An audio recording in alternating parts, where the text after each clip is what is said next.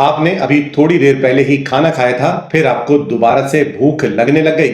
आमतौर पर डायबिटीज के पेशेंट इस तरह की शिकायत हमसे करते रहते हैं। असल में होता क्या है कि जब आप खाना खाते हैं, उस खाने के अंदर जो कार्बोहाइड्रेट्स मौजूद होते हैं वो ग्लूकोज में कन्वर्ट होने के बाद आपके ब्लड में घूमते रहते हैं, पर चूंकि आपके शरीर में मौजूद इंसुलिन ठीक से काम ही नहीं कर रही, जिसकी वजह से आपके शरीर की बहुत सारी सेल्स ग्लूकोज को इस्तेमाल ही नहीं कर पाती। क्योंकि अगर इंसुलिन ने ठीक से काम किया होता, आपकी सेल्स के ऊपर मौजूद दरवाजे खुल गए होते और ग्लूकोज आपकी सेल में एंटर कर गया होता। आपकी सेल्स ने उसे इस्तेमाल कर एनर्जी यानी ताकत बना ली होती, पर इंसुलिन रेजिस्टेंस मौजूद है। आपकी सेल्स ग्लूकोज को इस्तेमाल नहीं कर पा रही, आप थका हुआ और कमजोर महसूस कर रहे हैं। जब यह खबर आपके दिमाग के पास पहुंचती है, आपके ब्रेन के पास पहुंचती है, तो उसको लगता है शायद आपके शरीर में एनर्जी मौजूद ही नहीं है, शायद आपको और खाने की जरूरत है। ऐसे में आपको फिर एक फेक सिग्नल मिलने लगता है और ज्यादा खाने के लिए। इसीलिए इंसुलिन रेजिस्टेंस का मौजूद होना आपको बार बार भूख लगाने के लिए भी जिम्मेदार हो जाता है। ऐसे में खाना खाने के कुछ ही देर के बाद, कुछ ही घंटों के बाद आप दोबारा खाने लगते हैं। असल में ये एक फेक हंगर है, इसे पहचानने की, इससे बचने की जरूरत थी। चलिए मैं आपको जल्दी से ये भी बता देता हूं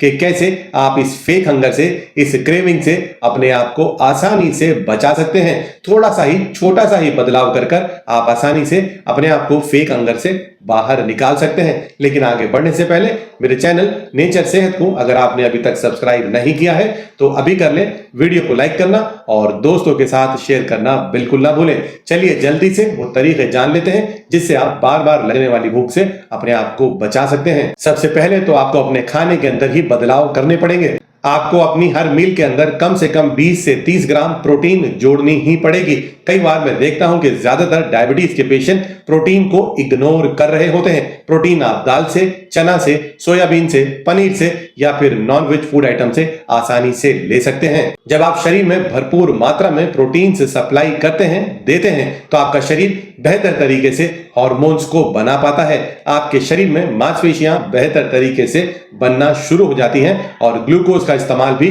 बेहतर तरीके से होना शुरू हो जाता है। दूसरा तरीका, अपने खाने की जब भी शुरुआत करें उसे सही तरीके से करें। आपके खाने की शुरुआत हमेशा फाइबर या प्रोटीन से ही होनी चाहिए। कार्बोहाइड्रेट्स हमेशा अपने खाने के आखिर में ही इस्तेमाल करें, यानी कि जब आप खाना खाने बैठे तो सबसे पहले सैलेड खा लें, या दालों का इस्तेमाल या बीन्स का इस्तेमाल कर लें, या प्रोटीन्स का इस्तेमाल कर लें। उसके बाद जो बची हुई पकी हुई सब्जियां हैं उसके साथ थोड़ी सी रोटी या चावल का इस्तेमाल कर लें। सही ऑर्डर में खाया गया खाना आपको देर तक सेटिस्फाइड रखेगा, आपका पेट देर तक भरा रहेगा और दोबारा से जल्दी भूख नहीं लगेगी। तीसरे नंबर में, अपने खाने के अंदर से रिफाइंड कार्बोहाइड्रेट्स बिल्कुल हटा दें। और कई बार तो मैं देखता हूं कि लोगों की पूरी मील कार्बोहाइड्रेट्स के यानी चावल और रोटी के इर्द गिर्द ही होती है। सब्जियां या दालें बहुत कम होती हैं, सलाद तो बिल्कुल भी इस्तेमाल नहीं करते। जब आपका पूरा खाना कार्बोहाइड्रेट्स के इर्द गिर्द होता है, जब आप उसे पेट भरकर भी खा लेते हैं, पर चूंकि कार्बोहाइड्रेट्स एकदम से डाइजेस्ट होकर आपके शरीर में ग्लूकोज के रूप में कन्वर्ट हो जाता है।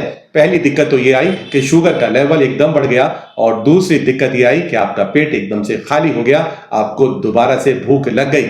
तो ऐसा करने से बचें, अपने खाने को बैलेंस्ड बना लें। फाइबर, प्रोटीन, हेल्दी फैट और सबसे लास्ट में कार्बोहाइड्रेट्स और रिफाइंड कार्बोहाइड्रेट्स तो बिल्कुल भी नहीं होना चाहिए। और साथ ही मैं अक्सर ये भी देखता हूं कि बहुत सारे लोग जो ठीक से नींद नहीं ले रहे होते या बहुत ज्यादा तनाव में होते हैं, उनको भी बार बार भूख परेशान कर रही होती है।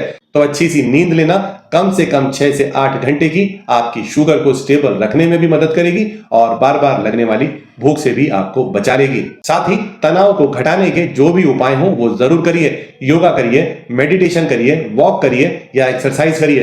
ये सभी चीजें आपके शरीर में कॉर्टिजोल के लेवल को घटा देती हैं। इंसुलिन बेहतर तरीके से काम करने लगता है। आपकी सेल्स ग्लूकोज को इस्तेमाल कर एनर्जी बेहतर तरीके से बनाने लगती हैं और बार बार लगने वाली भूख भी काफी कम हो जाती है। तो दोस्तों, आज मैं अपनी बात यहीं पूरी करूंगा। मेरे ये छोटे छोटे से टिप्स मुझे उम्मीद है आपको बेहतरीन फायदा देंगे। अगर आप भी इस बार बार लगने वाली भूख से परेशान हैं तो मुझे नीचे कमेंट में स्टेबल लिखना बिल्कुल ना भूलें। स्टेबल का मतलब है कि आप अपनी भूख को भी स्टेबल करना चाहते हैं और अपनी शुगर को भी स्टेबल करना चाहते हैं। मैं आपको लगातार अच्छी जानकारी, अच्छी इंफॉर्मेशन शेयर करता रहूंगा।